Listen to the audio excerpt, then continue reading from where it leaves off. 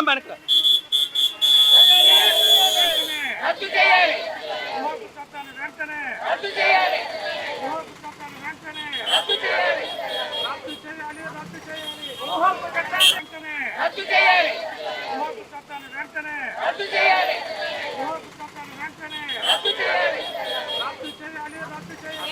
నా పేరు యుఎస్ఆర్ రాజు, senior అడ్వకేట్ని, Visakhapatnam bar association.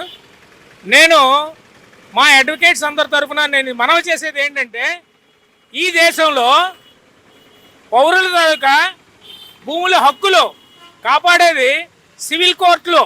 Civil కోర్టులని supreme court నుంచి దేశంలో ఉన్న అన్ని హైకోర్టులు ఈ రోజు వరకు అయ్యే చట్టాలు చేస్తుంటే, ఆ సుప్రీంకోర్టు తాలూకా జడ్జిమెంట్లకి, హైకోర్టు జడ్జిమెంట్లకి సివిల్ చట్టాల్లో ఉన్న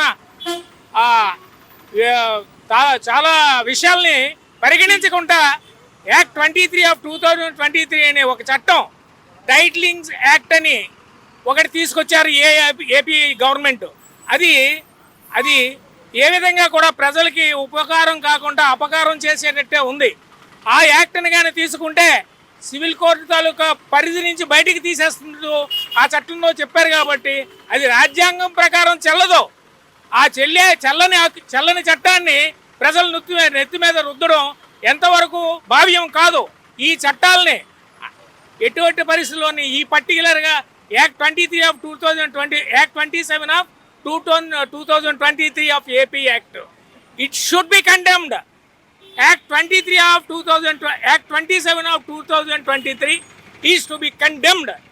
సివిల్ కోర్టు తాలూకా హక్కులు, సివిల్ కోర్టు తాలూకా న్యాయ పరిరక్షణని తీసుకురావాలంటే ఆ చట్టాన్ని రద్దు చేయవలసిన అవసరం ఎంతైనా ఉంది.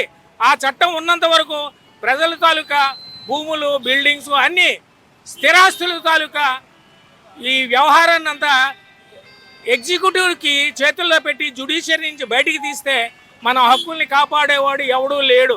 అందుచేత అడ్వకేట్లు అందరూ ఉద్యమించి ఈ చట్టాన్ని ప్రజల్లోకి తీసుకెళ్ళి ఈ చట్టాన్ని ఎట్టి పరిస్థితుల్లోని రద్దుపరచమని మనం అందరం ప్రజలతో కలిపి యాజిటేట్ చేసి ఆ చట్టాన్ని రద్దుపరిచే వరకు మనం యాజిటేట్ చేయాలని నేను మా అడ్వకేట్స్ తరఫున నేను చెప్తున్నాను.